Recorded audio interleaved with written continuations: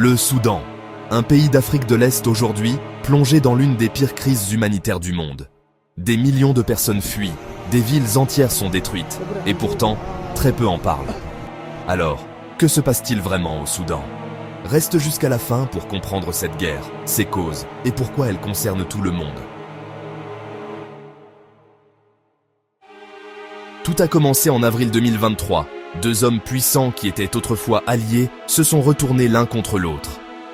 D'un côté, l'armée soudanaise dirigée par le général Abdel Fattah al-Burhan.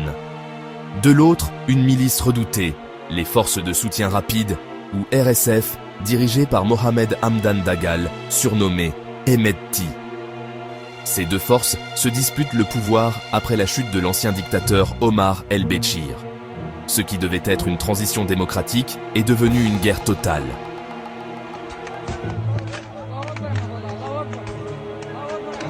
Les combats ont rapidement ravagé Khartoum, la capitale, avant de s'étendre à tout le pays. Mais c'est au Darfour, à l'ouest du Soudan, que les violences sont les plus terribles. La ville d'El Fasher vient de tomber après des mois de siège. Des milliers de civils ont été tués, souvent dans des massacres ciblés. Les hôpitaux ne fonctionnent plus, les écoles sont fermées, et les gens manquent de tout, nourriture, eau, soins. Les Nations Unies parlent déjà d'un risque de génocide.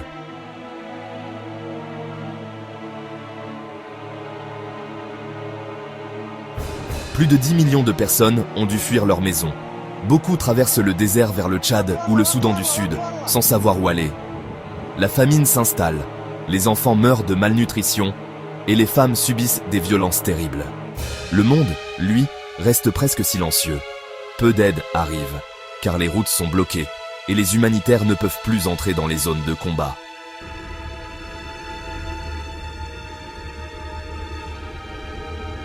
Ce qui se passe au Soudan ne concerne pas seulement ce pays. Si la guerre continue, elle pourrait déstabiliser toute la région, le Tchad, l'Égypte, l'Éthiopie.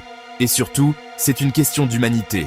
Aucune guerre ne devrait faire oublier les civils, les enfants et les innocents.